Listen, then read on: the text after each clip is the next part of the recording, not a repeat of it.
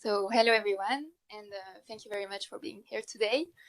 So today I'll be presenting the work of my thesis, which is entitled Curiosity-Driven AI for Science, and that targets the automated discovery of self-organized structures. So self-organized structures is something that we find everywhere in the physical, biological, but also sometimes artificial world, where we have the emergence of quite complex structures or patterns that emerge solely from the interaction of lower level elements. So for instance, snowflakes are the results of many water molecules bonding together in specific arrangements. Biological tissues are made of many cells coordinating their activity. And these artificial life forms that you see here are actually the results of many pixels following quite simple rules. And so scientists are particularly interested in harnessing these organizational properties because it means that they could potentially achieve structures with similar complexity at the laboratory without having to engineer all the fine-grained details, but instead simply by manipulating those low-level parameters. And so this is something that has several potential applications, both for fundamental research questions, such as understanding the origins of life or the origins of agency, and also for practical applications, such as the design of biological tissues, typically for clinical purpose. And so in all these domains of science, there have been great progress at the bench to enabling scientists to manipulate those low-level entries with unprecedented levels of precision. But despite this progress at the bench, there is usually still a significant knowledge gap between our ability to manipulate those low-level entries and control the resulting outcomes at the system levels, and eventually accelerate fine discoveries. And so this is where the AI comes to play, because there are high hopes that modern machine learning tools could assist scientists in better navigating the space of self-organized structures in these systems. And so this is what we call the automated discovery problem. And it can be framed as the exploration process of an AI discovery assistant in a complex system, where the AI is responsible for iteratively selecting the sequence of parameters that will drive the exploration of the system. And so we select parameters, execute an experiment with these parameters, observe the resulting outcome, so often it's a raw visual state, and then store everything in its history, eventually with some learned representation, and use this information for the next experiments, and so on, so forth. And so at the end of this process, the agent has collected some data that was not prior exploration, and this is what we are interested in. And so the central question in my thesis is, how can we implement the AI internal models to make interesting discoveries and in a simple, efficient manner? And I highlight simple efficient because typically the experimental budget that we have in these systems is order of magnitude lower than training budget. And so to address this automated discovery problem, there are three main families of approach that exist in the literature. The first one, and maybe the most intuitive one, is the optimization-driven strategy. So here, scientists have a clear target in mind that they want to achieve, and they are going to use some optimization technique to try and find the parameters that bring the system in a state that is as close as possible to this target. The second family of approach is a knowledge-driven approach, where this time scientists are interested in learning a predictive model of the system.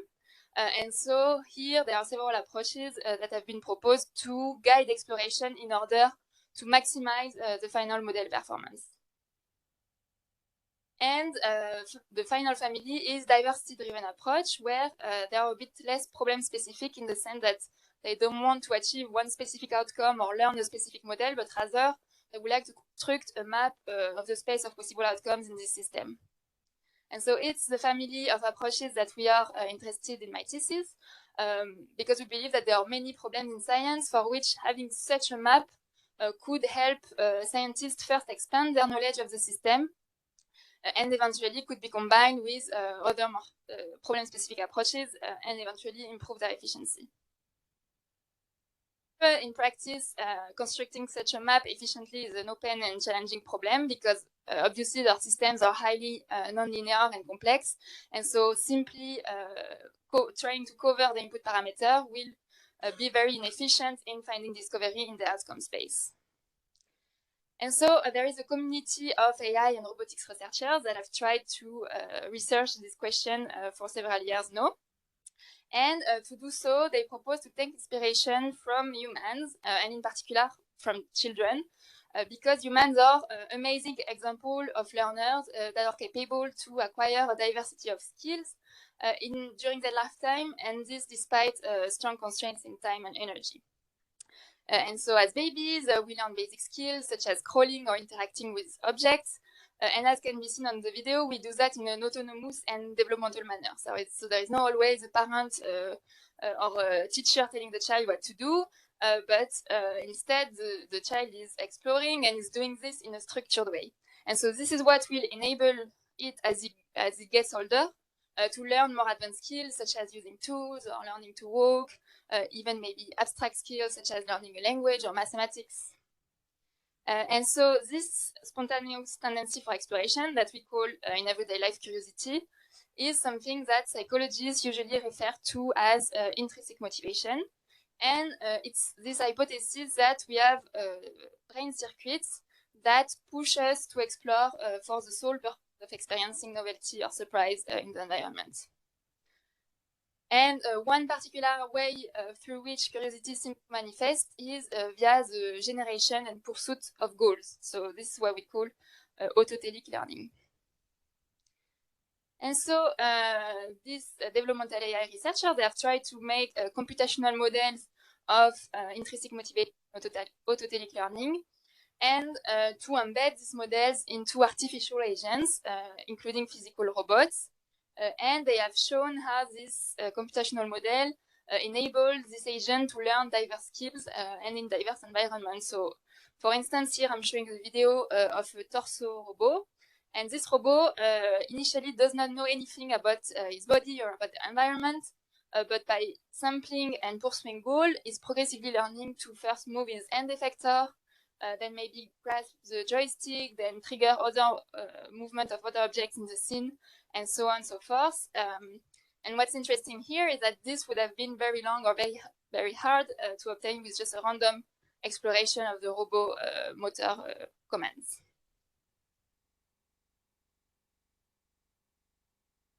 And so in my thesis, we start from this idea that the same computational models could be used to our target application of assisting scientific discovery because they revolve around the same fundamental objective, which is to discover diverse effects in unfamiliar dynamical system, and to do that in a simple, efficient manner. And so my research can be split in two parts that I will discuss today. In the first part, I will present several contributions that target algorithmic developments of the foundational curiosity-driven exploration mechanism. And in the second part, I will present contributions that target this time practical application of this algorithm, and we will illustrate this around two use cases. And I'll finish the talk with some general perspectives for biology and AI. Okay, so let's start with the computational framework. So these computational models that we are using in my thesis that come from developmental AI are called IMGEP, which stands from Intrinsically Motivated Goal Exploration Process. And basically, they are a general family of diversity search algorithms where the exploration loop is driven by the iterative generation and pursuit of goals. And so it works as follows. First, the agent is sampling the goal. So for instance, in the torso robot, a goal could be grasping an object in the scene. Then, given this goal, is inferring the parameters, so the motor policy, to try and achieve that goal, execute an actual experiment with these parameters, and at the end of this experiment, it's likely that the robot would have failed to achieve its initial goal, but maybe he would have learned to move his hand effector a bit closer, or maybe even he would have learned to grasp other objects in the scene.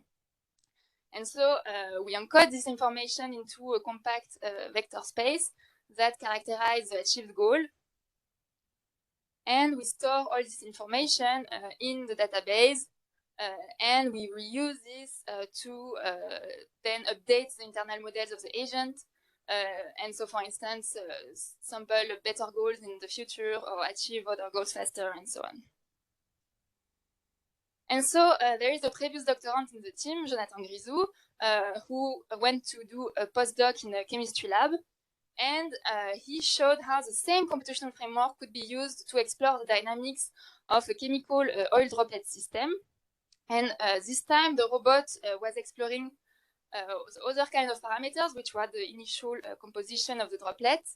And he was searching to achieve, to find diversity in this system where he was representing goals as a 2D vector that characterize the average droplet number and droplet speed. And so they showed that this EMJEP was efficient at finding a diversity of behaviors in this 2D space, as is shown here in red. And this, among the discoveries, they discovered this sort of lifelike droplet behaviors, which was, I think, an interesting proof of concept that diversity search approaches can be useful for assisting scientific discovery. However, it also had a number of limitations. In particular, it considered only a predefined outcome characterization and predefined goal sampling strategy. And also it used relatively low dimensional parameter space. So in my thesis, we wanted to build on these results and see how we could make more general definition of the EMJEP internal models in order to have more open-ended form of discovery assistance that could be applied to other kinds of systems. And so as we are not a chemistry lab, in order to develop this algorithm, we are going to use numerical systems, and in particular cellular automata. And so probably most of you know the game of life, which is a famous cellular automata, where we have a 2D grid of cells, and these cells are basically dead or alive, and they evolve in time via some very simple rules. But despite this apparent simplicity, there are quite complex and diverse structures and dynamics that can emerge in this system. And so in my thesis, we are using a recent extension of Conway's game of life that is called Lenia, and that generalizes it to continuous states, continuous space, and time. And it results in the kind of dynamics that you see here on the screen. And so, to be more precise, Lenia is a class of continuous cellular automata. So each instance is defined by some parameters that condition the physics of the Lenia low-level rules. And so we can explore the dynamics of the system, this time by controlling the initial state and parameters of the local rule. And the outcome that we observe is this raw video of pixel states. And so, as in the game of life, Lenia can generate a high diversity of complex and self-organized patterns, among which some spatially localized patterns, and what we call Turing-like patterns, which are these patterns that diffuse over the whole grid. And even among these structures, there are even some really interesting dynamics that can emerge, as shown here, and that seem to resemble some forms of microorganisms, so both in appearance and also in dynamical behavior.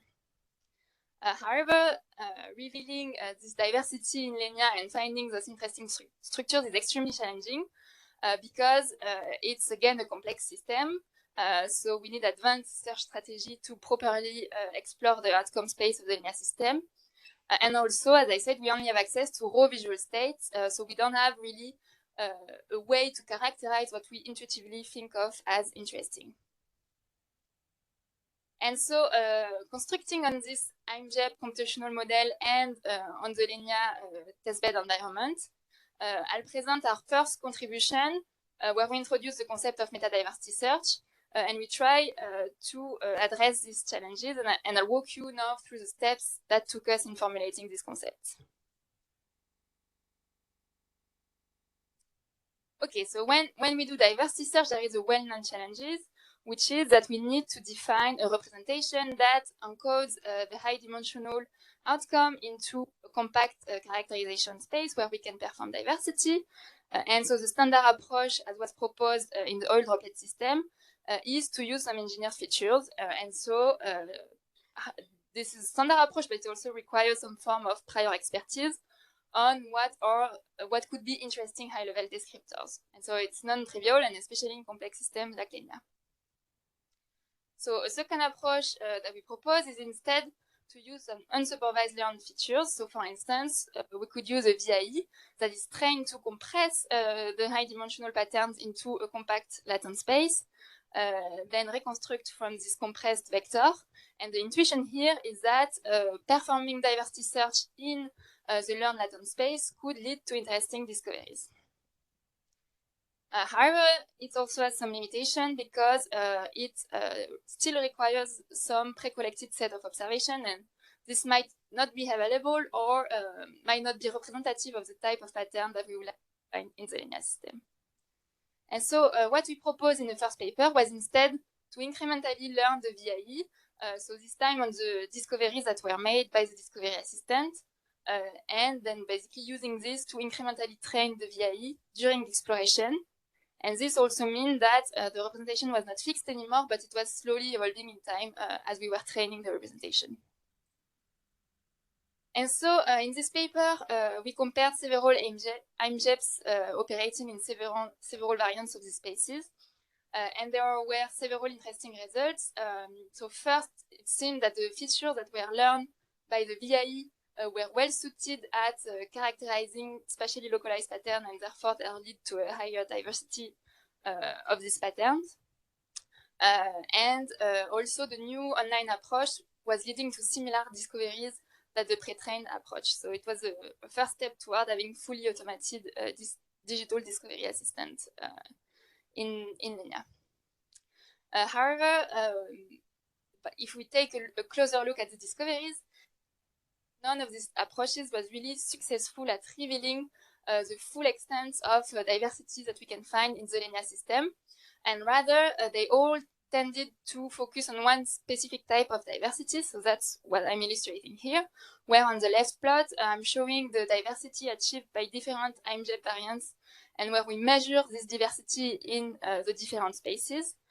Basically, the takeaway from that plot is that an AIMJEP will be very efficient at finding diversity in the space in which its sampling goes, but it will actually perform quite poorly in other spaces that are also potentially interesting.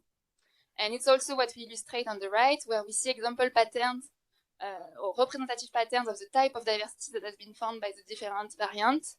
And we can see that they do not really align with our intuitive notion of diversity in linear. And so this result made us think that maybe it's the standard formulation of diversity search that is limited, because maybe there is not such a thing as a unique or ground truth diversity in the system, but rather there are many possible sources of variation that can emerge. And using a monolithic representation will just fail at capturing those emergent factors of variation, whereas learning to represent them and following those dimensions might actually also lead to interesting discoveries. So to address this limitation, we introduced this new concept of meta-diversity search, where a discovery assistant continually learns diverse representation space and keep expanding its representational capacity in an outer loop. And then it searches to find diverse patterns in each of these learned spaces in an inner loop. And we also proposed that a successful discovery assistant should be able to efficiently adapt the search toward the preferences of the external end user. However, there are several challenges that arise in practice. And maybe the more challenging one is, how can we actually learn diverse representation spaces and also in an unsupervised and online manner? The second challenge is, how can we efficiently find diverse patterns in this learned space? And then how can we quickly adapt this search toward the preferences of a human when these preferences are probably not known at the beginning of exploration? And so I will now present one possible implementation that we propose in a second paper to try and address those challenges. And it's called AIMJEP-OLMS. So to address the first challenge, we propose a novel representation learning architecture that was hierarchical and actively expanded during exploration. And so, as before, the hierarchy starts with a single VIE that is incrementally trained on the incoming data, and the VIE encodes this data into its latent space. But over time, as it is trained on the incoming data, its representational capacity will saturate. And so when this happens, we trigger a split in the hierarchy as follows. So we first freeze the weights of the VIE and of the latent space. We then fit a boundary in that space in order to cluster the different niches of discovery that have been discovered by the discovery assistant. And then we instantiate two new VIEs with their own neural capacity that can learn to specialize on, learn novel features on those niches of pattern and on the future incoming data. And so then we continue the process, and as one node again reaches a saturation signal, we trigger a novel split, and so on. And so at the end, we have a progressively deeper hierarchy of supposedly diverse representation that should have learned to encode the different sources of variation in the environment. And so given this novel hierarchy, to address the second challenge, we simply propose to extend the standard MJ framework by replacing the fixed outcome characterization by the new hierarchy. And so this time it was not fixed anymore, but it was actively expanded, so during exploration, and also incrementally trained on the new data. And also the goal sampling strategy of the IMJEP is now divided into steps, where first the IMJEP select a space among the different spaces, and then sample a goal within that space. And so in the first unguided variant, we simply use a uniform sampling strategy, where the IMJEP was selecting nodes uniformly and goals within the node uniformly. And so this figure shows the resulting tree of discoveries that has been progressively built by this IMJEP-OLMS algorithm during exploration. And we show example of representative patterns of the type of diversity that has been discovered in the different nodes. And you can see that already qualitatively, it seemed that it was able to find diverse types of diversity. And among these discoveries, there were even some gliders-like structures. But what was the most interesting here is that these structures did not emerge from the left part of the tree as we could expect, where we found the abundance of spatially localized patterns. But they actually emerged from this bottom right niche, where initially the agent only discovered this kind of highly fluid-like patterns. And it's by learning to isolate those patterns and searching variation among the dimensions learned on those patterns that led to the discovery of this interesting structure. So it's just a good illustration of how divergent metadiversity search already on its own can sometimes be interesting. And so, however, this variant was still non-guided, and as I said before, we are interested also in integrated human guidance in the process. And so, again, to do so, we propose the simple extension of the previous framework, where we basically integrated a human that was able to look at a few representative discoveries on the different niches, and then provide preference scores on the preferred niches. And then we would simply bias the goal space sampling strategy of the IMJEP to prioritize exploration in the preferred nodes. And so to demonstrate this, we simulated two possible end users, one that is more interested in finding a diversity of spatially localized patterns, and another one that is more interested in finding a diversity of Turing-like patterns. And so those figures show the learn hierarchy in the guided variants. And we observe that basically the IMJEP-OLMS algorithm was able to adapt the learned trees and allocate more branches toward the directions of interest, so SLP on the left and TLP on the right. And also, this was done with very little user feedback, so it was an average of 11 user intervention, which is quite few. And we also proposed quantitative evaluation metrics, and I won't go in detail, but they basically confirmed that the new guided variant was the more adapted to align with the preferences of human end user. And so the takeaway of this first part is that we introduced the novel objective of metadiversity search. We propose the dynamic and modular architecture to perform metadiversity search through the unsupervised learning of diverse representation. And we integrated this modular representation with intrinsically motivated goal exploration processes. And we showed how it can enable guidance toward the preferences of the simulated end user and using little feedback.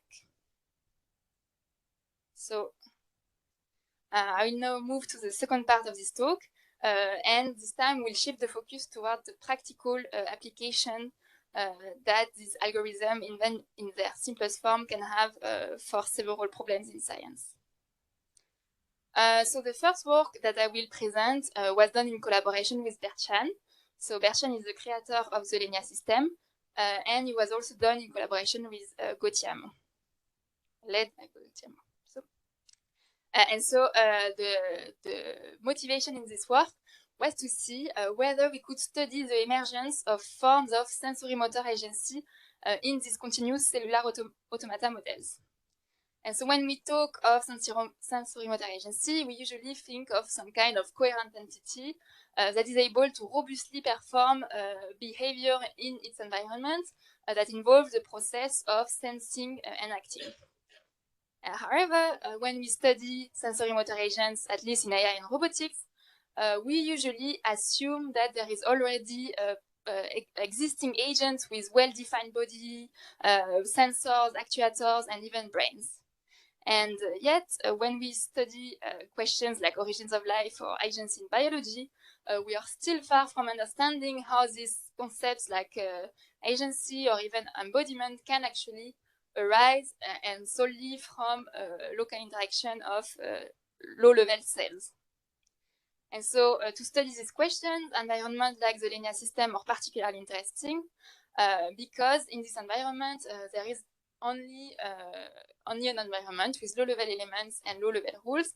And so there is no prior notion of agency, body, or sensor. However, to find this kind of sensory motor patterns in LENIA, it's quite challenging because it means that we need to find the low-level rules that can lead to the emergence jointly of what we call autopoietic entities.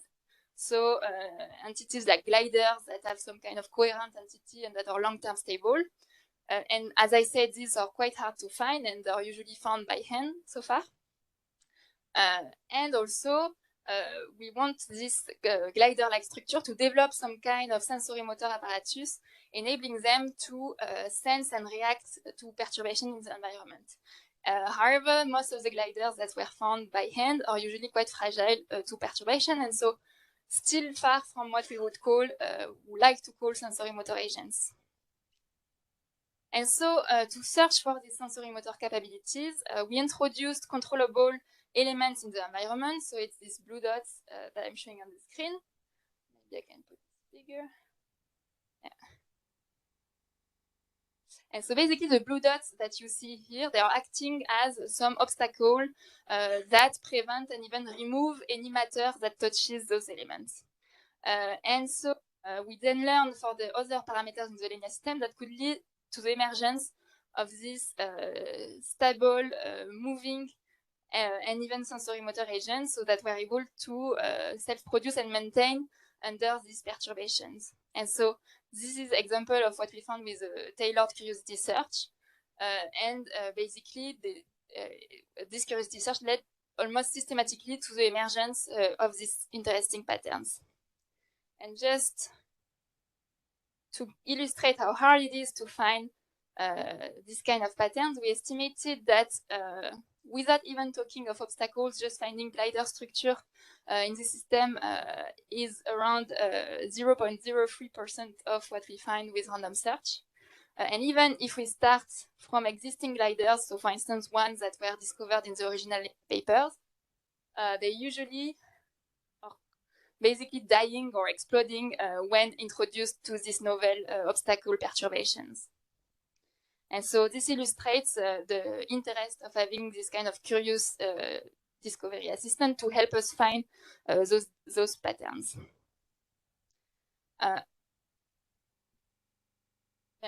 So what was even more interesting in this work is that once we have this discovered pattern, we can test them to an ensemble of perturbation that we never ever tested during training or during exploration. So, for instance, we see that the discovered entity showed impressive robustness to much harder obstacles, so denser obstacles, even these moving or bullet-like obstacles, even to novel stressor or elements in the environment. They also were very robust to several organic perturbations. So basically, for instance, stochastic cell updates or changes of the initial pattern, but also change of scale. And we also tested for what we could call intersubjective perturbation, where we were basically putting several of these macro individuals in the same grid, which was, again, not done during exploration. And this led to the emergence of quite interesting behaviors, such as forms of reproduction or even attraction. And so the takeaway of this first work was that curiosity search enables the discovery of diverse forms of sensory motor agents in NENA, which are hard to find again. And this agent showed surprisingly robust capability to maintain their body integrity despite hard perturbations, which is also reminiscent of something that we observe, for instance, in biological organisms. So I will now move to the second use case, which this time was done in collaboration with Michael Levin, so who is a biologist at Tufts University. Sorry. And the motivation of this work was to see whether similar framework and toolbox could also help us to discover and evaluate other forms of unconventional agency, but this time within biological systems.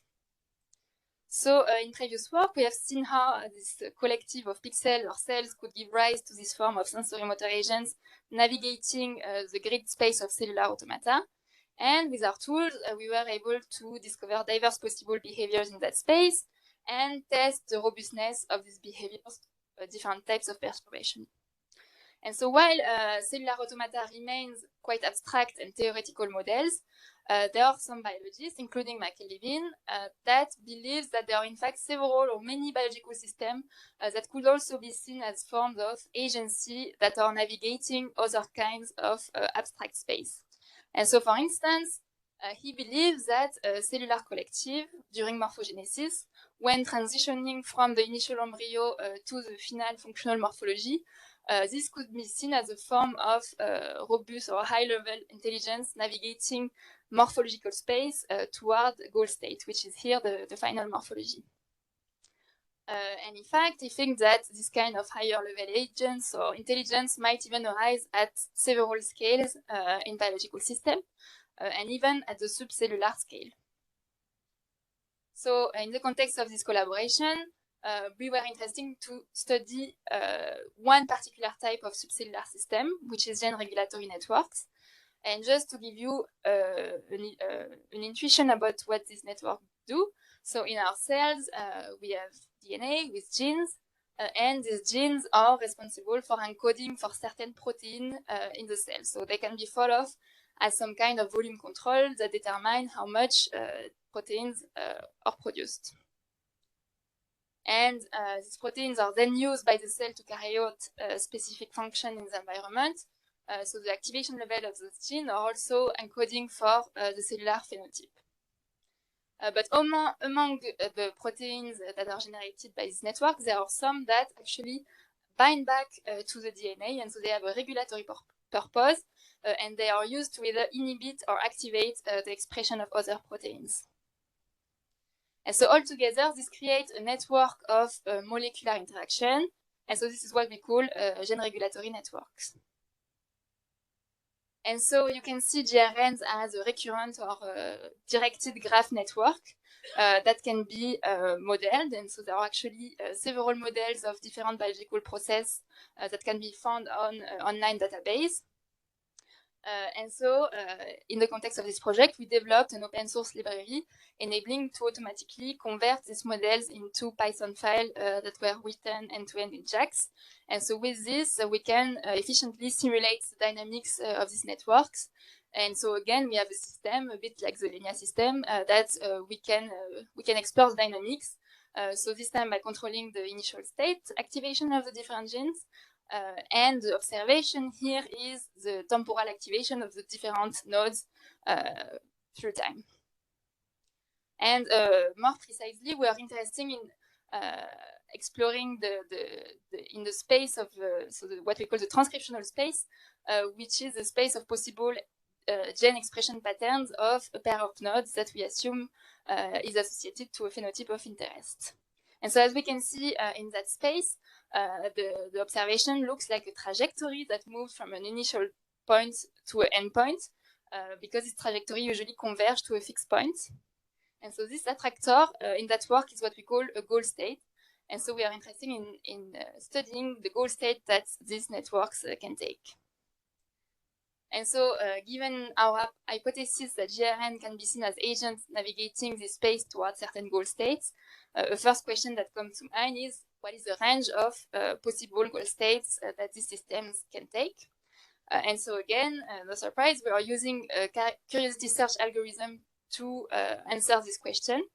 And the curiosity search enables us to reveal for many of these networks a surprisingly wide spectrum of attractor space that this network could take. So this is what I'm showing in blue. And again, this states would have been quite hard, maybe even or very long to find with random search, which is the discovery that I'm showing in pink. And so, given this information, which we use as a proxy metric of GRN versatility, we can perform statistical analysis on a database of biological network, and this might provide us some interesting results. So for instance, we can compare the versatility of different GRNs that are belonging to different classes of organisms. So in addition to the versatility, we were also interested in investigating the robustness of these goal states. So to do that, we again introduced a distribution of environmental perturbation, and we were testing how robust could the GRN end up, how robustly could it end up in the same goal state despite this perturbation. So, for instance, we tested for various degrees of noise in the dynamics, what we call pushes that can be seen as a sudden addition or removal of proteins in the cell, and what we call walls, which can be thought of as some kind of chemical blockers, energy barrier, that prevent gene expression level to pass certain thresholds. And so we found different degrees of robustness depending on the GRN and on the tested perturbation. But what was interesting is that for some of these GRN, we showed quite robust trajectories, as can be seen here, that are exhibiting complex loops or detours from moving from point A to B, but they are still able to consistently end up in the initial goal state despite those perturbations. And so again, we can do some statistical analysis, for instance, over different classes of organisms. And to finish, I'd like to show two example use cases that we could have once we have this map of discoveries, and typically use cases for biomedicine and bioengineering. So in a clinical context, we are particularly interested in GRNs that are associated to the development of disease, such as cancer. And so here I'm showing the example of one map of the discovered attractor states that we had for one GRN that is known to be associated to cancer, because we know that under-expression of a certain gene and over-expression of another usually lead to excessive cell proliferation and therefore cancer, orphan cancer. And however, with our curiosity search algorithm, we were able to find several initial starting conditions that almost systematically end up in this attractor state, even despite the different perturbation. And so in that context, what we would like to find is the equivalent of a drug intervention, so stimulation of other nodes in the network that would be able to reset these disease states into healthy ones. And so this is an example of intervention that we found that was successfully able to reset all the points toward the healthy one, and not only in the default mode, but also under a variety of perturbations, so noise, wall, or push. So now I've shown you how, starting from a biological network, we could study the range of behaviors that this network can take, and then eventually find intervention from moving from one state to another. And when we are doing bioengineering, and in particular synthetic gene circuit engineering, we are usually interested in the reverse problem. So we start from a target functionality. So for instance, we want one node of the GRN to follow a certain oscillator pattern. And then we want to find the parameters of a synthetic network that can execute this function.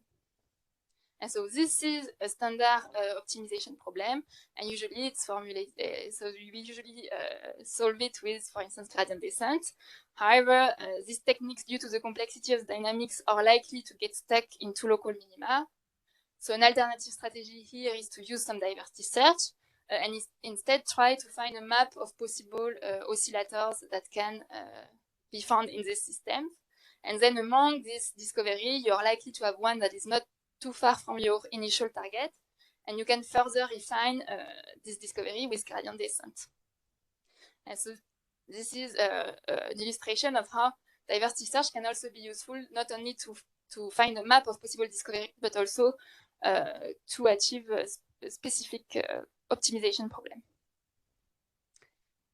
And so the takeaways from this second use case is that curiosity search enabled us to efficiently map the space of biological networks. Some of these networks showed surprisingly robust navigation competencies, and we discussed several reuse that could be envisaged for biomedicine and bioengineering. So I'll now conclude my presentation.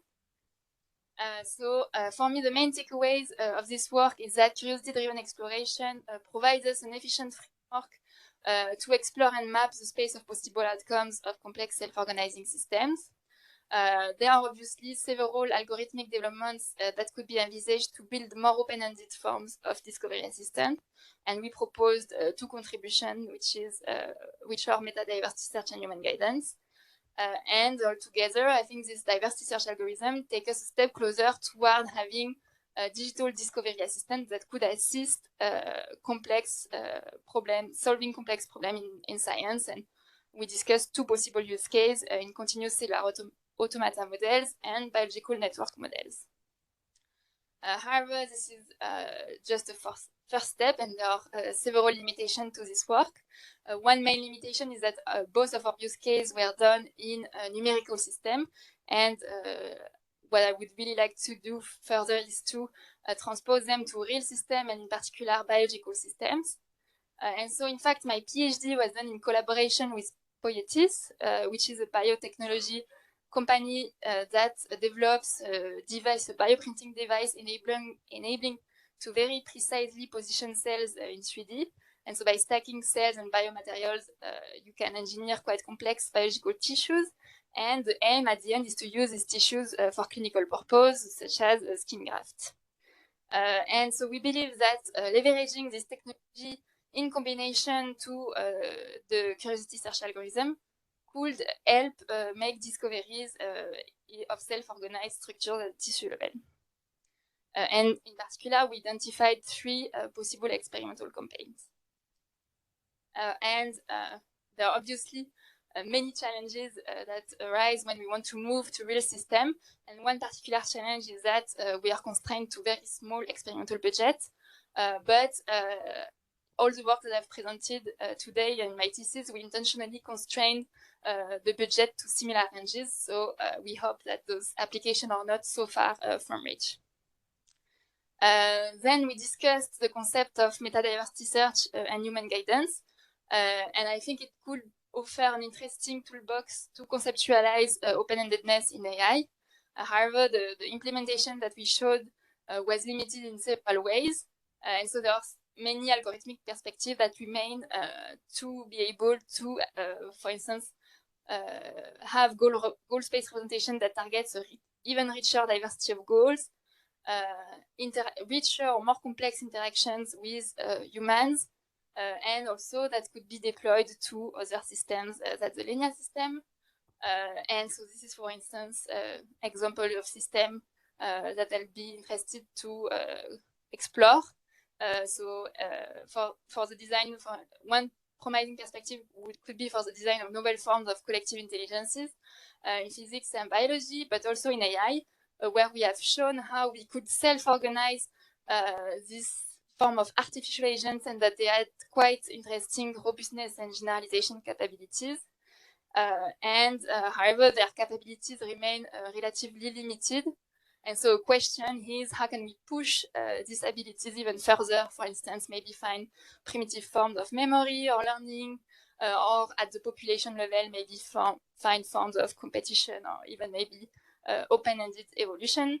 And so this is also thematics that we started to get in a recent paper. And on that, that's it. I'd like to thank the jury members for listening to me today, and to my amazing supervisors and collaborators.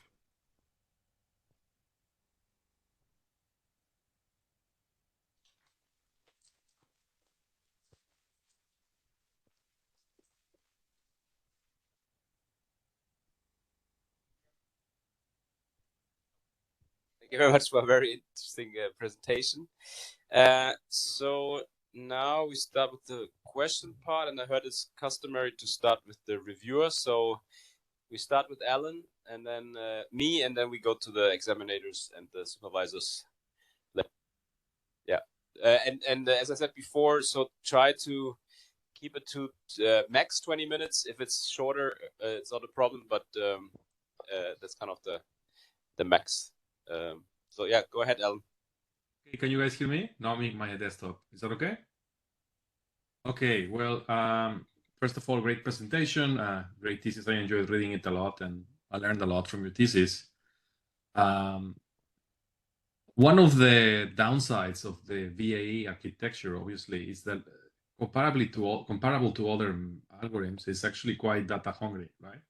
So if you hierarchically, cluster and then build another VAE, and hierarchically cluster and build another VAE,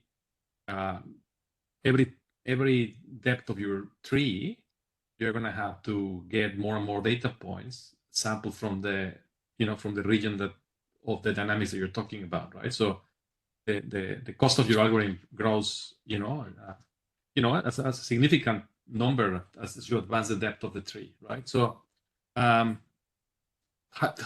do you think you can get around that problem? Because sometimes, if you are actually doing experiments as you want to do, and your conclusion, you're going to end up to run many such experiments, right? And as somebody that actually does that combination with machine learning and experiments in my lab, these robots that do experiments are usually very finicky. Things happen. So every experimental data point is actually much more costly than a simulation. So what do you think about potentially less data intensive exploration tools? Yes. So it's true that a clear downside of this OLMS architecture is that it was continuously expanded, so the capacity was growing. But as a matter of fact, each modules were intentionally very small. So we used, I don't remember the exact architecture, but it was a small number of VAEs. So the full hierarchy at the end was not so much bigger than standard bigger VAE networks. However, obviously, what we did is that we stopped the growing to a maximum number of nodes. And if we are moving to real systems, then as you said, there are obviously several new challenges, and in that case, I'm not sure, to be honest, whether VAEs or Holmes architecture would be the best, even just for the fact that real systems have much harder images, so I guess with a lot of noise or different shadows and things like that. And in our case, the linear system had it was generated images, so they were kind of perfect to learn from. But definitely a problem. But I think in general, in continual learning, that's a common problem because with monolithic representation, you generally have things like catastrophic forgettings, and so having dynamically expanding architecture can solve those problems, but also it is more heavy. But I think the networks that I was using were still smaller than current or other AI models. I don't know if that's answering your question. Yeah, I have to look more at the parameters. I still believe, VAs are more costly than other alternatives. For example, using some Bayesian models, say hierarchical Gaussian processes or something like that, right? Where you could potentially achieve that with very few data points in each hierarchy, right? That, 20 data points cluster go in that region and so on, rather than hundreds. Something like that is what I was thinking could be like a good extension. This is now more a suggestion than a question, but I wanted to get your idea first. Now the second question, maybe it's in another topic, and I know you touched that a little bit of that in the introduction of your thesis, but I wonder, what do you think about the following, right? So right now, really what you're thinking about is like a toddler. You even show us a video of the toddler, and your agent is doing something like a toddler, right? It's like it's going around and finds a set of toys and then hierarchically builds a model and plays with those toys and then continues and then eventually finds beautiful things that you have been finding, like these dynamical agents and things like that. So it's actually a very effective model, and I think we all learn that way, right? But then if we're talking about an automated AI scientist, right? Obviously the hypothesis generation and testing and these type of ideas eventually end up emerging, right? So in your architecture, how do you consider adding something more formal in terms of hypothesis generation, testing, and validation as another type of complementary agent to the one that you have right now, that is again like a divide and conquer type strategy? So you mean selecting representation that are that encode for specific features that we want to test for, or something like this? Oh, an algorithm that actually generates a hypothesis, potentially even in natural language, or I mean, for example, in systems like the regulatory networks that you talked about, I mean, there is a very easy way to generate a hypothesis, because you could imagine removing a node from the directed graph and then seeing what happens, and and that's a hypothesis, right?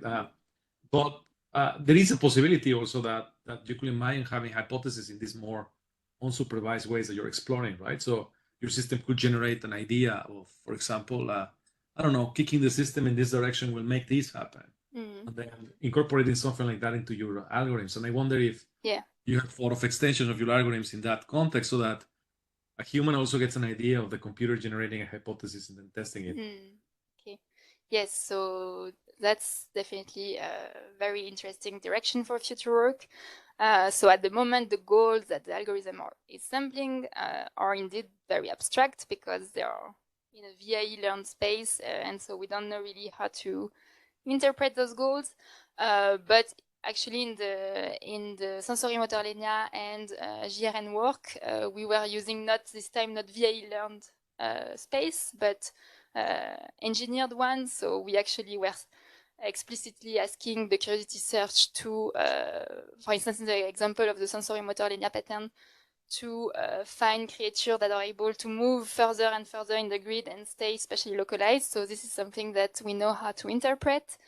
However, there are probably and for sure many other ways to formulate these goals and hypotheses, and definitely language is a promising avenue that could be more interpretable for humans, and that could also enable for more complex interaction with humans, as in the IMG Poems architecture, they were very limited at the moment. It could only select preferred nodes. Another also a question with this is, how do you, so it's more interpretable for humans, but does using language-based goal is actually biasing the exploration in a meaningful ways for these unfamiliar systems. I think that's more of an open question, but we could definitely combine those approach with some more hypothesis generation algorithm that we understand better. We could even combine them with some form of knowledge-driven approach, so to learn a specific model and learn to generate hypotheses. It's not something that I'm very familiar with and that I've done, but basically those algorithms that I presented, the idea is that they are modular and that we can plug different extra internal models on it depending on the application.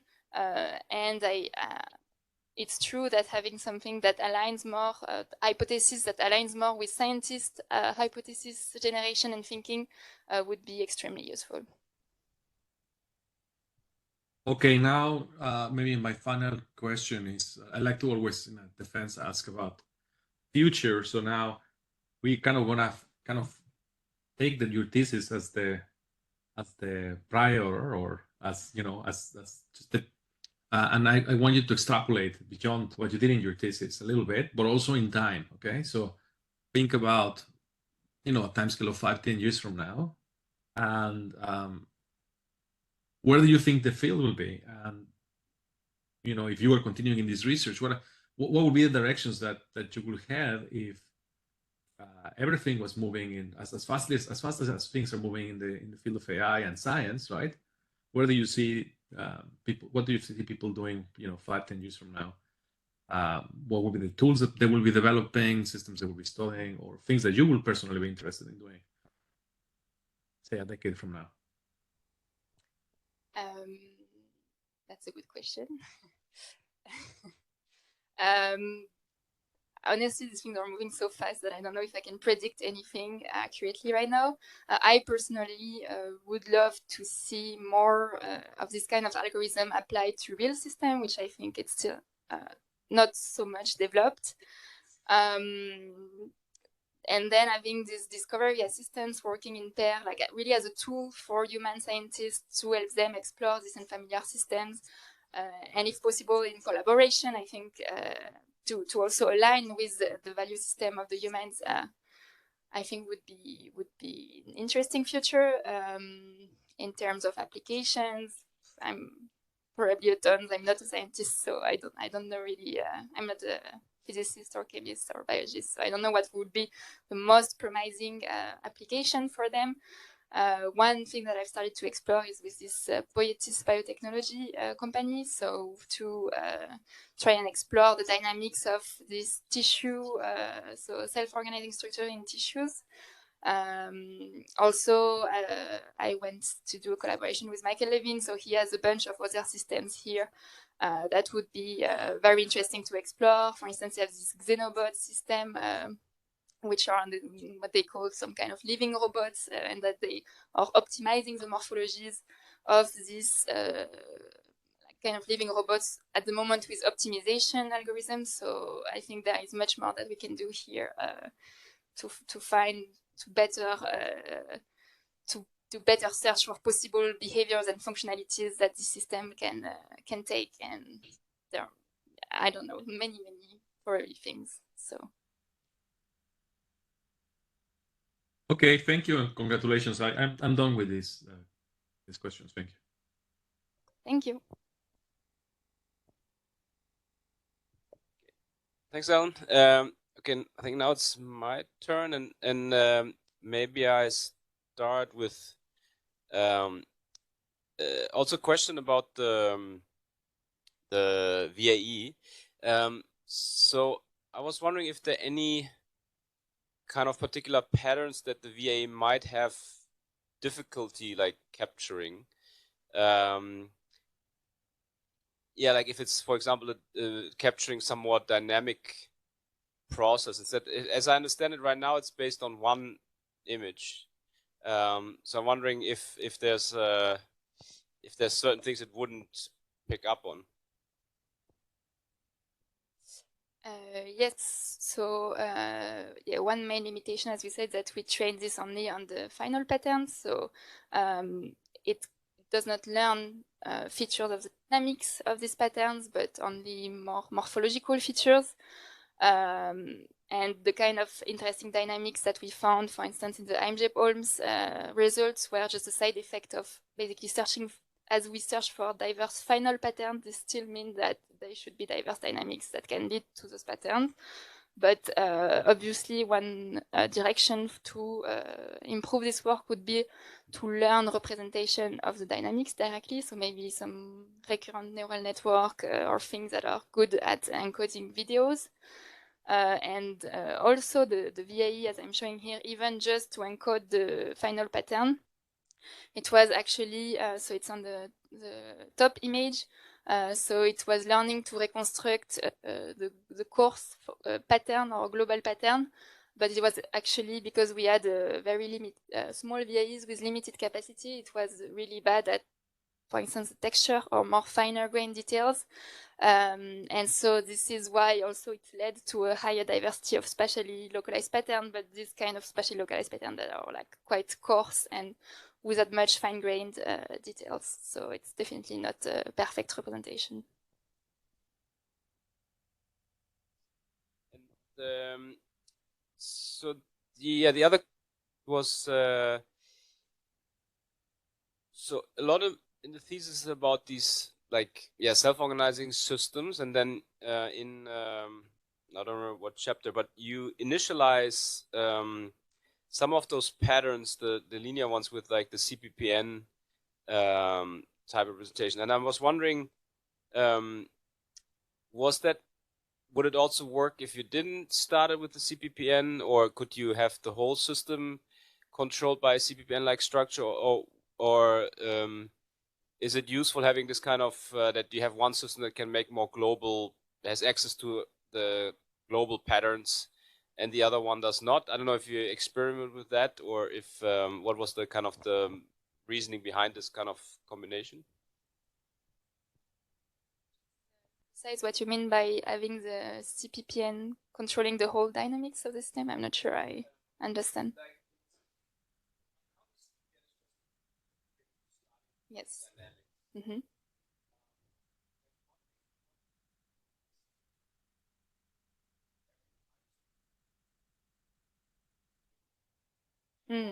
So okay.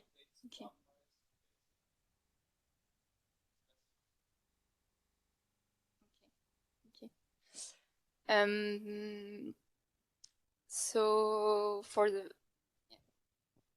the first question was why using CPPN is good for the initial pattern is because first it's a high dimensional thing that we need to initialize, and so if we just do it with random initialization, we were basically most of the time finding is a dead pattern that just vanish, or this kind of Turing-like patterns from the noise. But it was hard to escape from this, especially as at each time of the IMJP we are starting from a previous discovery and mutating a bit. So with random noise, we don't have proper ways to mutate this initialization. And so CPPN was particularly interesting because it has this property that first it generates patterns with interesting things like symmetries, complexity. And so this is something that is found was some form of interesting primitive to start from, instead to start from just random noise. And also it was convenient because you can easily mutate them without just killing. So there is kind of, you can smoothly evolve these patterns. But then why in the sensory motor linear work, we actually used random noise on a small square, but we were also using gradient descent. So with gradient descent, we were able to, even starting from noise, find some kind of asymmetry. So the gradient descent was able to create some kind of asymmetry, which will then lead to these creatures that are able to move. And then for the second question, which was using the CPPN for the dynamics, so basically replacing the linear system with this. So the way I'm using CPPN, at least for pattern generation, usually they take as input the global position of each pixel. So this is not really anymore a self-organized system. Something that I started exploring at some point was to use CPPN to generate, for instance, the kernels of the linear system, which are then used in the cellular automata. It's basically the sensing kernel. I guess we could, I think CPPN would be interesting also, but it would be basically another self-organizing system, but the CPPN could also be used as a rule, the local update rule. For instance, in the graph system that you presented today, you could have the CPPN take as input the values, neighbor values, and maybe because it has these properties of generating symmetries and things, it could serve, could be some also update rule maybe. But in the linear system, as we started with the linear system, we did not really explore this.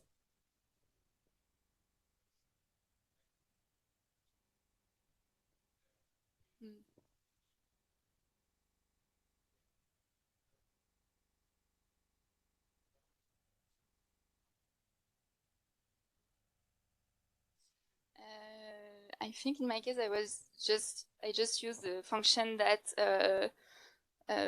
output in between -1 and 1. So it was a control range because in the linear system, we have this clip that it cannot go above certain values. So I was, I don't remember which one, but I think tan function yeah, and other two, but I don't remember. But I didn't really explore the role of the different functions.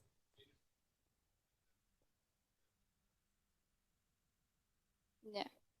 But also, as for instance, for having the creature to move, to locomote, the initial pattern actually needs to be asymmetrical because the rules of linear are symmetrical. So, yeah.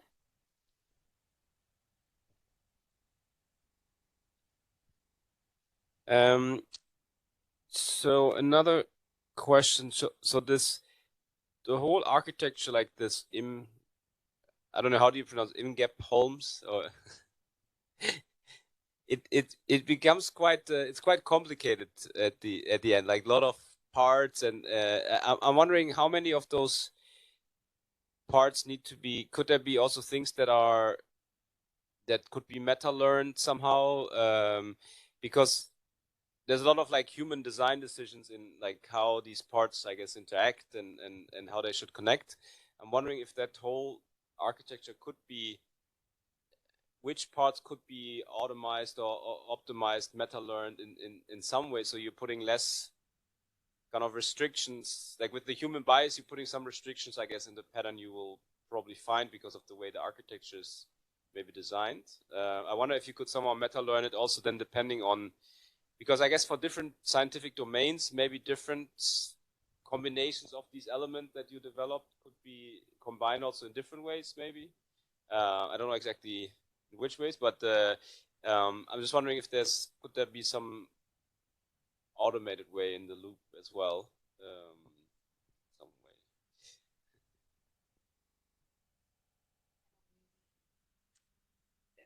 probably. I think this is definitely one architecture that was kind of built intuitively based on the problem that I was facing in the linear system. But this was already a few years ago, and I'm sure there are better ways to do that. One paper that I found that was quite interesting also is that it was, in order to generate diverse representation spaces, it was also using some kind of novelty search. So you could think of this as generating maybe a random representation space, and then trying to accumulate new features that basically maximally discriminate your data in the most novel ways or something. So this is the kind of approach that would maybe be more easy to implement and would have this effect of having diverse representation in which you could explore.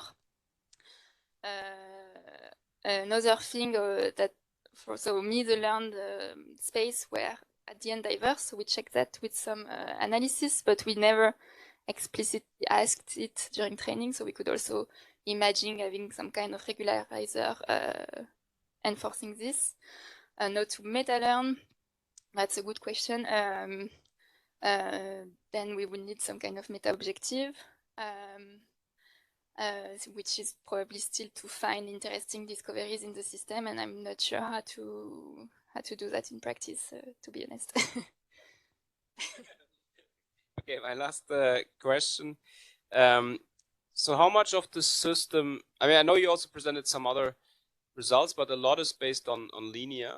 And I'm wondering how much is linear, is it tailored to linear? Are all the insights generalizable to other domains, or is it certain domains that have to fulfill a certain, you know, they have to be close to linear in some way or the other, or how far does the system, these results, generalize outside of linear, into what kind of domains?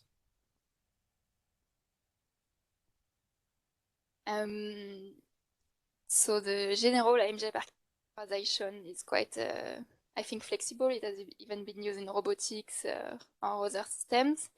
The only thing that is, I guess, more specific, not only to linear, but to images, is that, again, VIEs on image. So depending on the data modality that you have, you might need to define other kinds of representation, even though you can do also VIE for text or other things.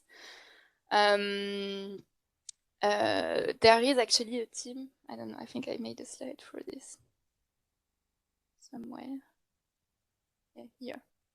Yeah, there is a team from Chicago of physicists that actually used this IMJEP VIE approach. And so here there were, so it's basically the same approach, but the VIE was learned on the output of, so I don't know all the detail, but it's a Kuramoto model, so it's a system of many coupled oscillators. And they showed also that this led to quite interesting discoveries and behavior that are not so easy to find in these models.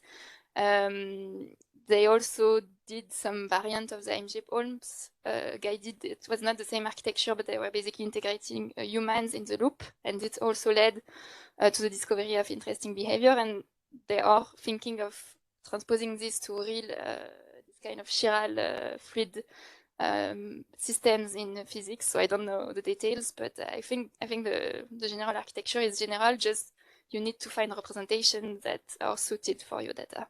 That's it. Okay, then I'm done with my questions. And next, I'm just going down the list in the thesis. So Melanie Mitchell, I give the mic to you.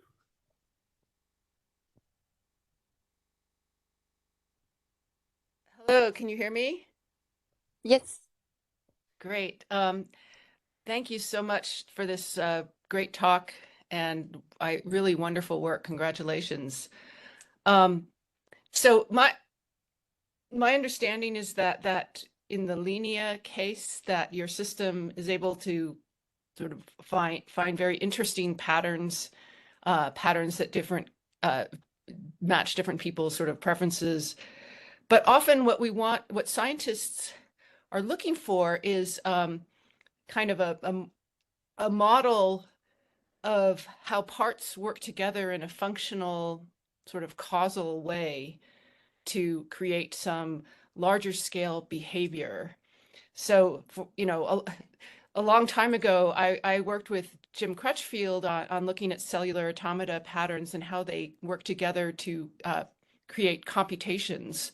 And we built a sort of a compressed model based on patterns that sort of showed their functional properties. And I'm wondering if that's something that this system can do at this point, and if not, what would be needed to have it take parts, patterns, and show how they interact and functionally work together? Yes, so in the first work, definitely we were searching to find, we were searching a diversity of patterns, so basically just interesting morphologies, and we didn't go, as I said, into the dynamics of this behavior or even in functional properties of this behavior. I think that maybe the sensory motor linear work could be seen as a first step in that direction, because here the creatures are exhibiting some kind of behavioral functionality, so they are able to resist, for instance, to perturbations, or it's not yet maybe what we will call computations, but I think it's already shows that we can go toward try also to find functional outcomes. No, we didn't. For instance, we could also formulate the search as a search for functional. So we could define a set maybe of problems in the linear system. So for instance, we could say that some cells are the input of a function and other cells in the environment are the output.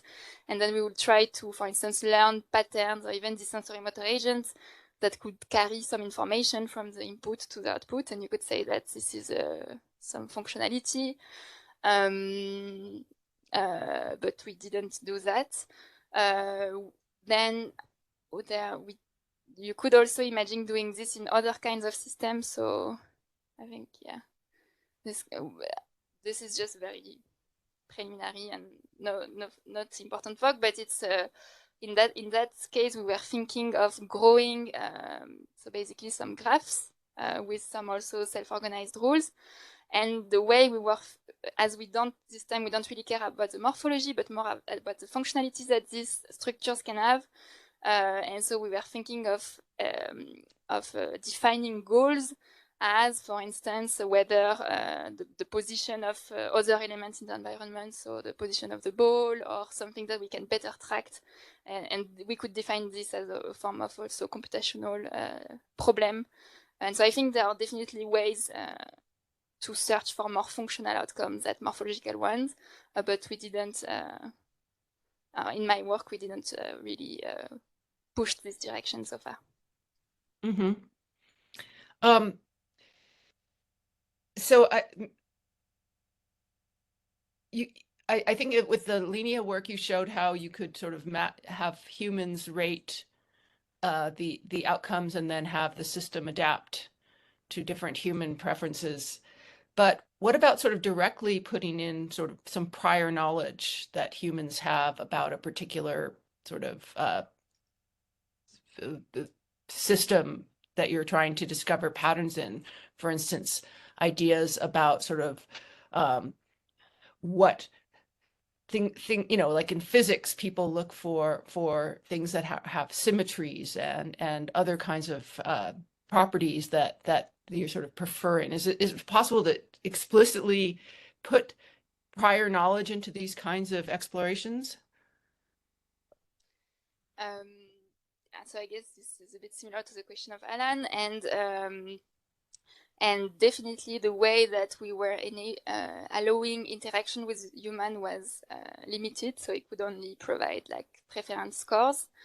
But I do think that there are several ways that we could integrate more complex and more precise feedbacks.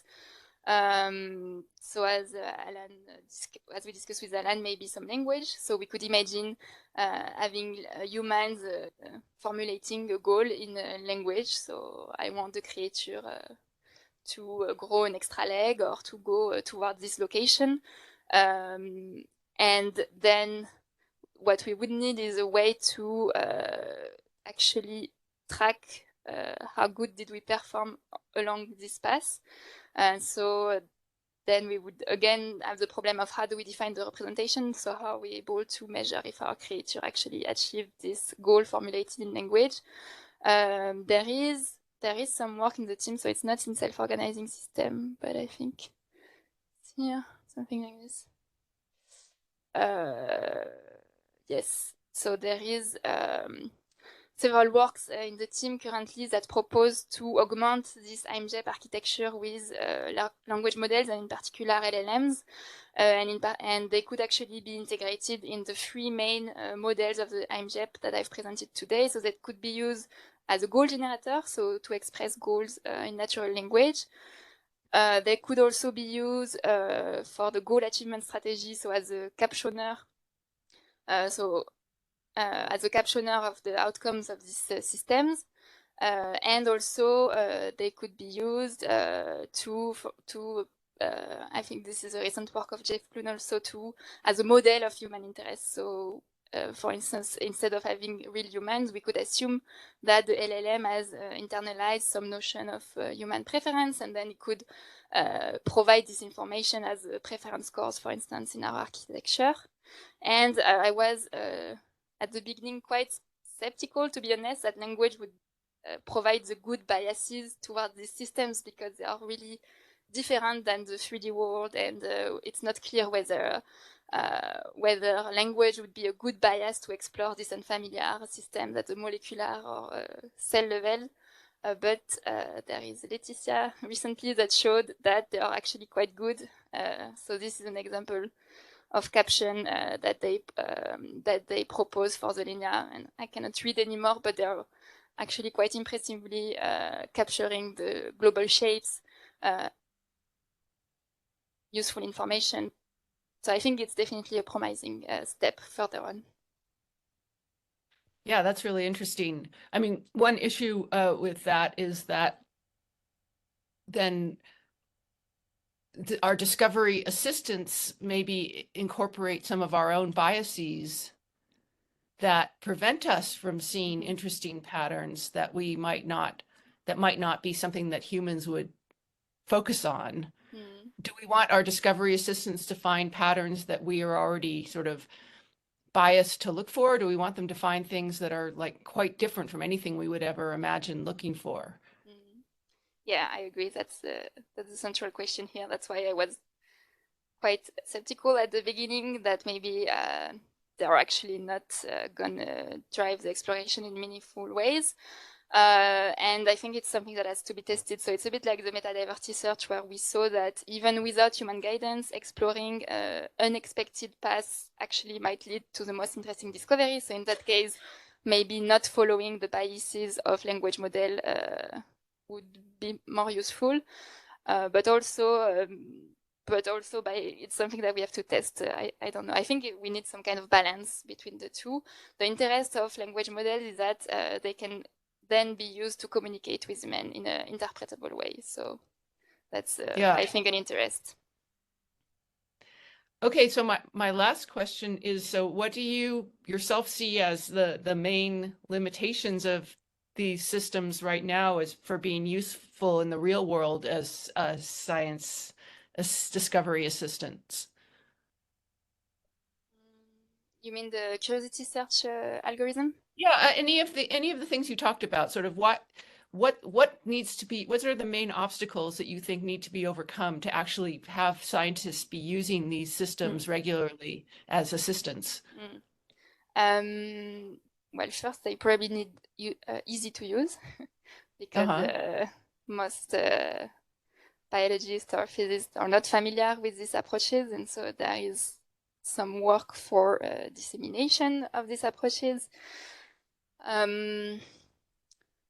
Then I think, like, if we want to move to real system and specific problems, probably we still want to use kind of tailored approaches where we integrate some kind of prior expertise, some way, for instance, in the representation. And so I guess that might be, in some cases, a barrier to that. Then overall, I think, as I said in the example that we are targeting with the Poietis company, I think they are not so far, at least in their simplest variant. Where is it? Yeah, here. As in the simplest variant of this algorithm, which is basically doing some novelty search in the system, as we are not searching from one specific outcome, and rather construct a map of possible outcomes. And as we showed that we can do that with quite small budget, I think that already applying this to real-world system could provide many interesting discoveries that are just hard to find, maybe for humans or for simple exploration strategy. But then there are, yes, obviously many challenges.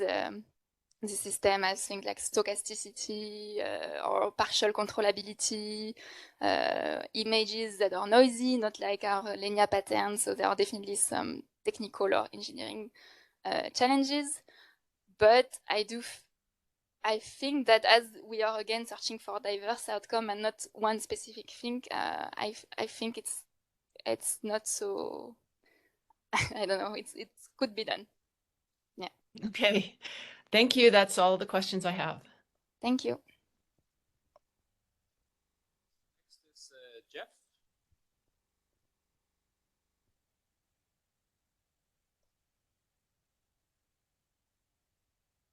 We don't hear you, I think, Jeff. Does that work? Yes, no, it's good. Okay, great. Hello, everybody.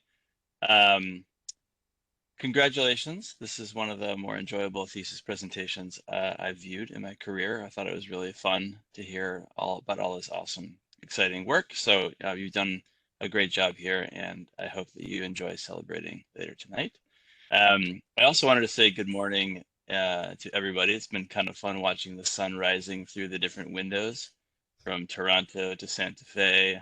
And now in Vancouver, the sun is starting to wake up, and I don't know if we're going to start to see the sunlight go away over in Bordeaux, depending on how it works over there. Anyway, so it's been fun to see kind of the international collaboration of minds on this thesis, which is great.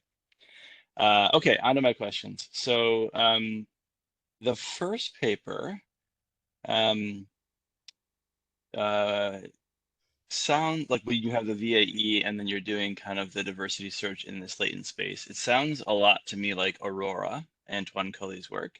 And I was just wondering if you could comment a little bit about kind of like compare and contrast what you're doing versus kind of that style of approach, if you're familiar with it.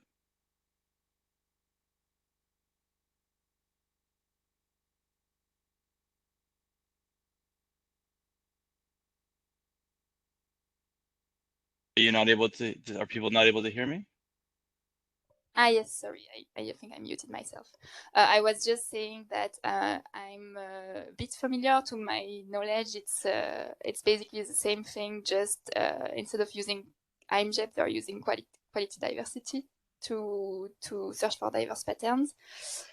I think it's very likely, even though I don't know much their work. I think they were also using maybe not VAEs, but autoencoder or PCA even, to what I remember.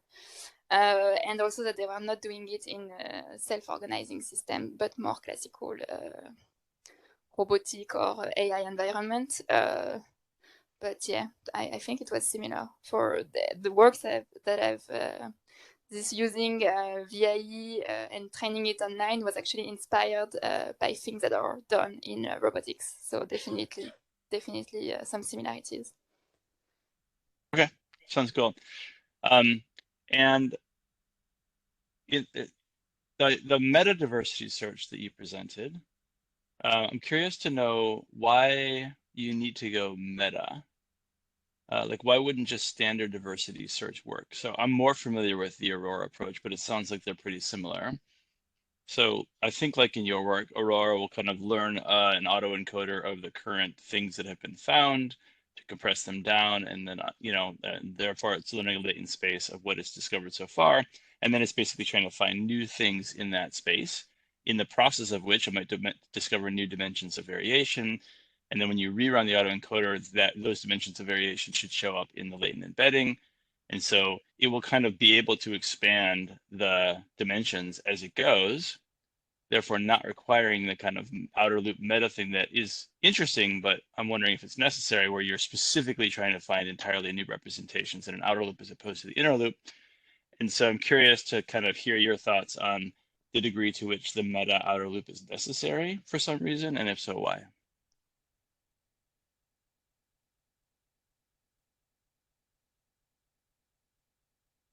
I think you're muted still. I'm not hearing your response. Sorry. Yeah. Okay. Is it good now? Yeah. Yeah, I was saying that I think one monolithic representation might be able to find all the factors of variation in simple environments. So maybe in some simple robotics environment where there is actually some limited set of ground truth factors of variation.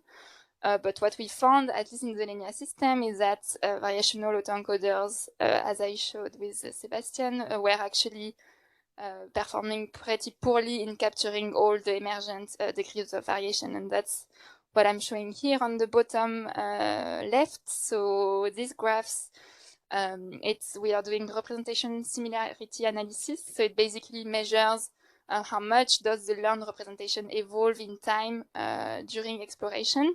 And yellow means that representation basically are identical from one training stage to the other.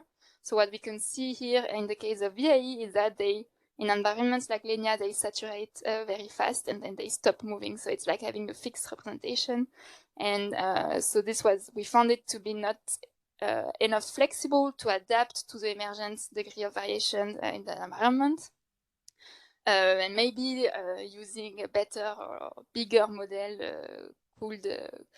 could achieve that, but we tested for different things. So for instance, or I think I have another slide here. We tested for different VAE variants, contrastive learning variants, and also some much bigger VAE. And what we found is that they either lack plasticity, so as the VAE, they were basically just saturating at some point and failing to incorporate new degrees of variation, or for the contrastive approach, it was quite the opposite. They were drastically changing the learned representation depending on the new data that we were feeding them for training. And this actually led to discoveries that can be seen here, I think, in, it's really small. I think it's black is random exploration and I don't see. But basically the takeaway was that at the end, changing so drastically the learned representation was leading to discoveries that are equivalent to random search. So the idea was that we should have stability in enough stable representation so that diversity search is actually efficient, has time to be efficient in that space. And also it should be flexible enough to capture those new degrees of variation, which at least in my work, we couldn't find a proper monolithic representation enabling to do so. So that's why we moved to this modular architecture, and also the process of isolating and making, isolating the different patterns and try to learn specialized representation for these different niches. I think it's at least intuitively interesting, and also what we do as humans when we try to make sense of the world, we try to cluster everything, and so yeah. That makes sense. That's interesting. So would you consider Aurora to be a metadiversity search or just a diversity search? So again, I'm not ultra familiar, but I think it's diversity search. Even so, I understand the nuance is subtle because you still have the representation that evolves in time. But if it's the same that what I found in the linear system, they tend to saturate and basically not evolve anymore, this representation. So that will be like a diversity search acting in some almost fixed, maybe slowly evolving, but quasi-fixed space. So yeah, that would for me be diversity search, unless there is some representation that is able to continuously adapt in time. Okay, very interesting. Thank you. So the next question I have is on a different set of work that you did, which is I was very intrigued by this result, which is that it seems like you're searching for something in these like genetic regulatory network systems in Linea, and you get things that are diverse, but then they have these extra properties that you notice, like robustness is one of them. And you touched on it in your answer to one of your questions, I think to Alan, or maybe Melanie, but it sounds like you weren't looking for those properties and yet they showed up. And I'm wondering if you could comment a little bit on that. Like, why do you think that all of these different properties that you weren't explicitly searching for showed up for the thing you were searching for? So can you say a little bit more about what it is you were searching for and how you were quantifiably optimizing it for it? And also then comment on like whether or not you think this is surprising or expected that you get these other properties. Yes, sure. So for the sensory-motor linear work, I think I have a slide also. Here. Yeah. So basically, we were formulating a goal in that case as what is shown here. So we wanted the patterns to achieve a target disk, so which is shown here in yellow, and the disk was positioned in a certain position that was further in the grid than where we were actually initializing the pattern. So basically, a successful pattern here should be able to self-organize and stay spatially localized, because it shouldn't go further than this small disk, target disk. So the mass shouldn't explode, which is often the case in the linear system, and it should further learn to reach that target, so develop some kind of locomotion in the environment. And also we did some curriculum where during training at some point these creatures were encountering obstacles. So not only they had to learn to be spatially localized, but they also had to learn to move forward in the grid and also to resist perturbation with obstacles. And this is only what we trained them. And the insight of why they develop such robust capabilities, I think, it's this idea of morphological computation, that basically in order to achieve this, the body of the creature has to learn how to react when it's basically he has some damage in his body, and he has also to combine this with some decision to change direction in the environment. So this is what we show here, where we remove by hand some part of the creature, and we see that this leads not only to the creature regrowing his body after this perturbation, but also changes of direction. And so I think because it learned this is what enabled it to be very robust to new perturbation, such as harder obstacles, even changes, what we say, like this asynchronous cell updates. I think, let me go back. Yeah, here. So basically, because they have been trained to regrow all the time to maintain their spatial localization, they are able to regrow from other kind of damages, like noise. This change of initial pattern, those two, I think, were quite, I mean, they were all very surprising for me, but some of them were even more. For instance, this change of initialization, it's not clear how did this emerge, but basically the takeaway is that just the dynamics of the system learn to grow into one strong attractor, which has this final creature, even when starting from another morphology or embryo pattern. And these changes of scales is also really interesting. Basically, the small creatures that you see on the bottom of the screen, they have much less pixels, and yet they are able to do the same computation and maintain their integrity and have this kind of sensory motor abilities. So this was a really interesting result, and actually those results are very reminiscent of things that we found in biological organisms. So let me just show you here. Yeah, there are some kind of parallels of things that have been found in biological system where, for instance, the example that I was showing of the tadpole growing into a final frog.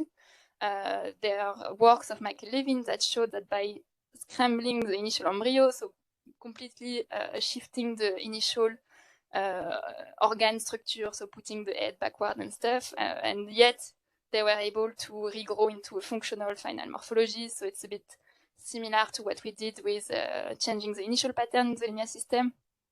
There are also examples of robustness to change of scale, where the final morphology adapts to cells that are much bigger or much smaller, and they still do this kind of tubes with either 1 cell or 4 cells or 10 cells, depending on the number of cells that you give them and the size. So I think it's definitely surprising, and at the same time, it's something that we found in biological organisms. So I think this emerges from the self-organizing properties of these systems, and it's also using self-organizing systems for AI could be super interesting to emerge this more extreme robustness capabilities that current AI. Very cool. So switching topics a little bit, this is something you touched on a bit in your answer to Melanie's questions, but I noticed, well, one of the introductory slides, you said we want to find interestingly diverse things, and you underlined the word interesting. Obviously, that's a topic near and dear to my heart and my career, and I'm just kind of curious, in the current work, how do you think you capture the notion of interesting? I noticed that you mentioned Omni, which I think is one of our approaches to try to tackle this question. And I'm wondering, like, aside from approaches like Omni, what are the promising directions you think to try to capture a notion of interestingness and inject that into our search processes? Or do you think that that kind of style of approach, like, you know, language models might be the best path forward for doing what we've tried to do so long in this field, which is to inject a notion of only looking for interesting things in our search processes? Yeah, there is one other way, which I also recently saw in one of your recent work that we started. So it's this, how it's called, quality diversity from human feedback, and where you actually incorporate human preferences into the learning of the representation. And it's actually something that we started exploring with Cedric Cola a few years ago, but we never really pushed this. I think it's where I know. I think it's here. Yeah. So that might be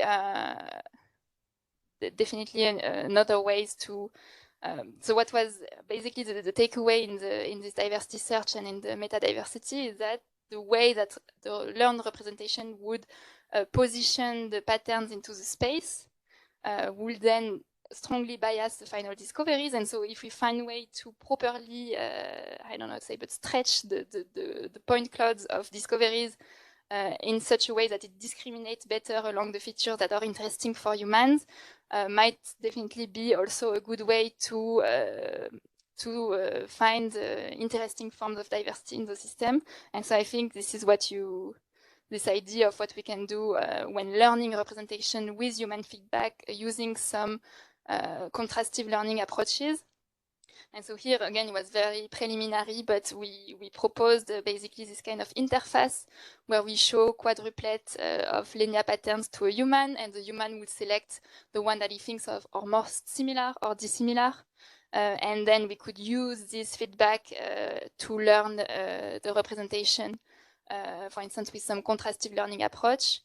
And it was not perfect, but for instance, this is example of patterns that are considered diverse when learned by a VIE. So we can see that it mostly found those coarse grain pattern with a texture, because this is what the VIE is better at discriminating in the linear system.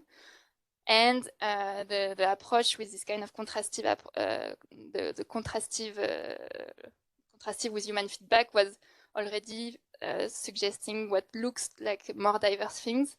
So that will be another way, definitely, to integrate, I think, human preferences in the system. Then LLM, then what else? I'm not sure. Probably also via some evaluation. So you could just, what we did, the intuition with the work with GRN is that we really want, at the end, the map of discoveries to be reused by as many scientists as possible. And so this is something also that we could imagine evaluating. So for instance, I know AlphaFold, they have this kind of online web where they show the learned protein structures, and they can count how many users are downloading these structures. And so you could use this also as a proxy of how interesting the generated structures or for humans. So something like basically evaluating how much they are reused, or we could imagine things like that, I guess. Okay, very interesting. Sounds like all of the approaches are kind of grounded in human data in some form or another, which I think is definitely one promising approach. Maybe the only way, maybe not. I think it's a fascinating subject. Okay, my final question, I hope I have time for it, is I noticed that you're interested in real-world systems. Which I think everyone in the room is interested also to see how this approaches would work in like Xenobots and Michael Levin's systems, etc. But I wanted to raise a question which I'm curious to hear your thoughts on, which is, you know, as I also think about open-endedness for synthetic biology and the like, I'm a little bit worried about the safety question. How do we, let's assume that we make really good algorithms that are good at exploring and discovering new genes, new proteins, new molecules, new compounds. How do we do that in a way that's safe, where we don't accidentally unleash, you know, the next pandemic or some other dangerous thing.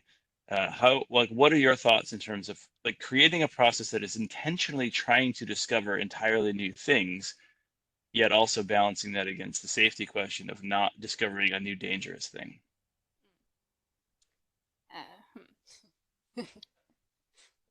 Hard one. That's definitely a good question. I think also something that we hear a lot at the moment with LLM, which is not the same topics, but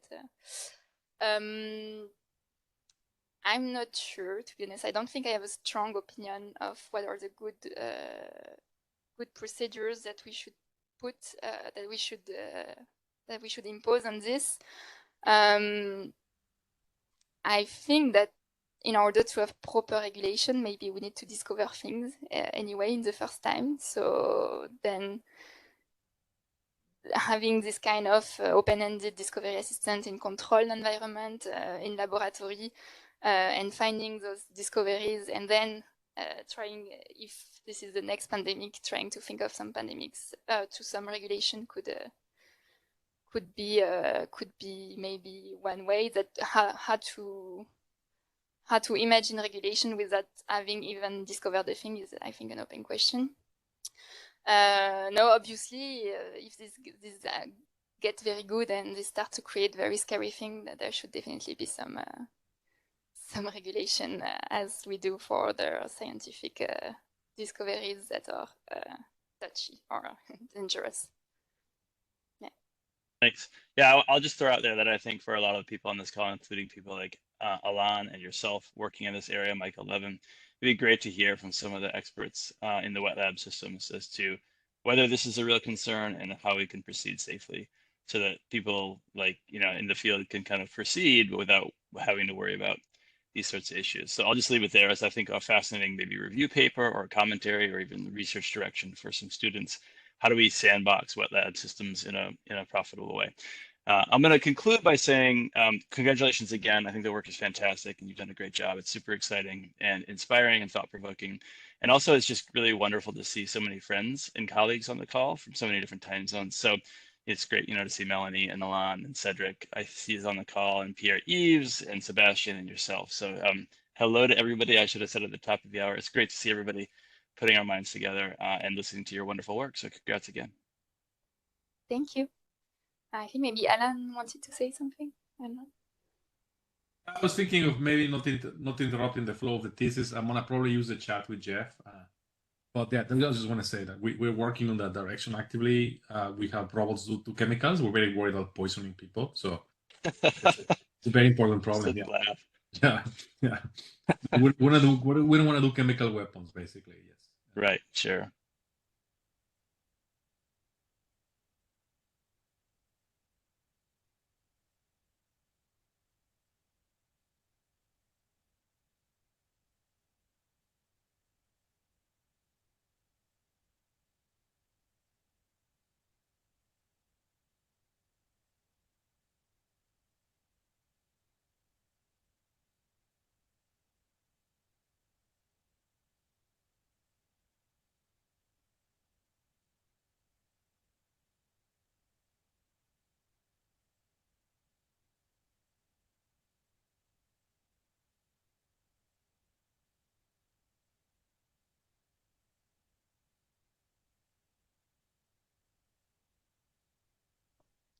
So I'm not super familiar, but I know there are some progress in making this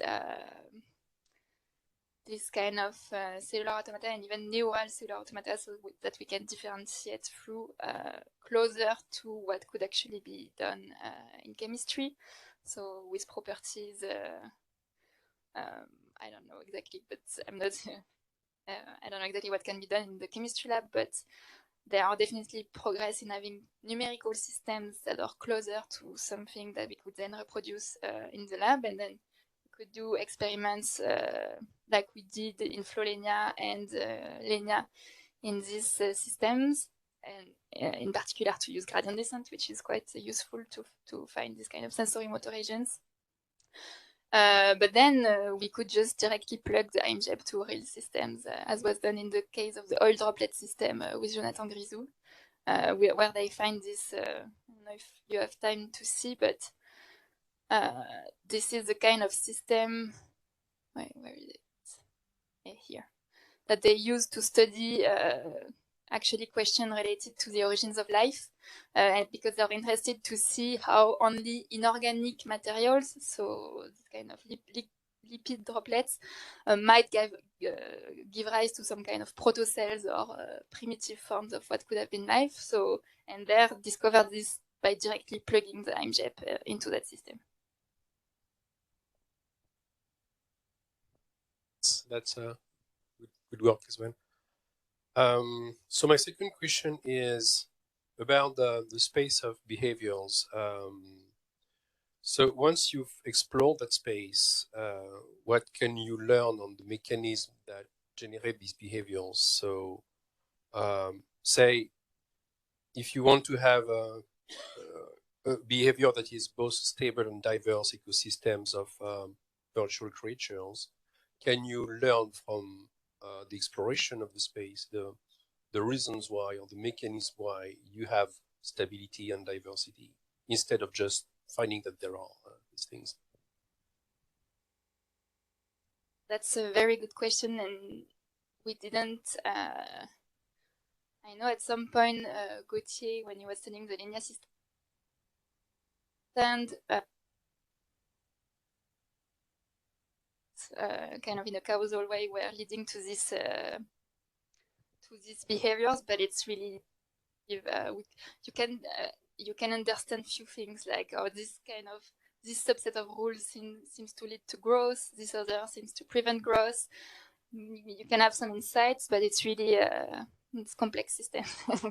So I don't know. I'm not very familiar with this literature. Maybe there are some. Thanks. I won't bother you on this then further. So let's take another question a bit lighter. When you put humans in the loop, I was thinking about artistic considerations. Like artistic considerations. Can you use such systems to create art?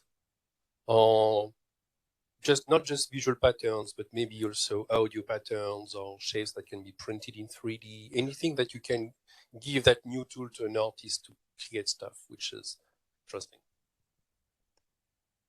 Yes, so I didn't put images in my presentation, but there are several artists that use self-organizing system to create artworks. And in particular, we discussed at some point with one artist who's called Andy Lomas that have a kind of cellular morphogenetic system and is trying to grow 3D objects such as vases or a bunch of things. And I don't remember. I don't remember exactly how he finds those patterns, but it's basically a mix of automated search and human selecting patterns or human interaction. And so he was actually typically interested to see if our approaches could help him find a diversity of structure and then eventually some that could be interesting for artistic purposes. For music, probably, but then I know there are some people in the team that are interested in having the linear system like coordinated with some music or things like this. That would be really fun. But there are definitely many interesting ways for art also. Thank you. My next question is about design. A bit similar to what you did with the Poietis company. You want to design something that has a specific goal in the end. Can you use that more generally to, say, program a system like the sensory motor agents solving a maze? You could maybe program like a Pac-Man game, something like this with that. You shown us early on the presentation an example with the game of life and these Turing patterns and like that clock moving. So can you actually use such methods or inject for designing or creating either material properties or behaviors that you want to have in the end? So I think that's maybe linked to the question of Melanie, whether we could search also for computational outcomes. If we know how to solve computational problems, we can definitely search in that space. Then if we can do the same thing as in the game of life, so like build a computer or things like this inside these systems, I have no idea. Probably linear is also Turing complete, and you can actually achieve very complex things because you also have this equivalent of gliders that can be used to we saw that there are some robust gliders, so they could be used to carry out information and then maybe combined as in the game of life to create some and or not gates, for instance, dying when they collide or not. Maybe you do more advanced stuff, but I have no idea. Yeah. Could be, yeah. Thank you. I have some issue a bit more fundamental about the formalization of goals. You've shown us Fourier representation, Turing like global patterns, localized patterns, and the rest. So each time, the kind of patterns you find are mostly limited by the assumptions you put in these spaces.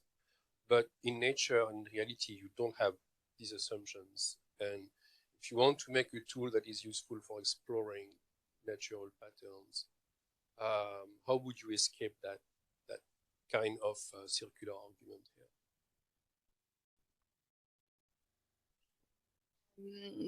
So this was actually the motivation for meta diversity search to try to escape this, but it's still, at the end, we still have a finite number of representation space, and it's still not encoding for all the diversity that we can find. But I do think that even in nature, like the state space open also progressively during time. So I don't know, like when, for instance, when language was emerged, it opens a new state space in which we can perform many computation and we can search diversity in that space. So there are this kind of strong emergence that then lead to new state space that we could try to capture and search diversity. So I think that's the intuition behind metadiversity. No, this implementation is definitely limited probably to achieve that. But yeah. Thanks. And my last question would be a bit an open question which doesn't have a definite answer yet, but since you can identify patterns, what would be your definition of what is a pattern? It's an open question. Good question.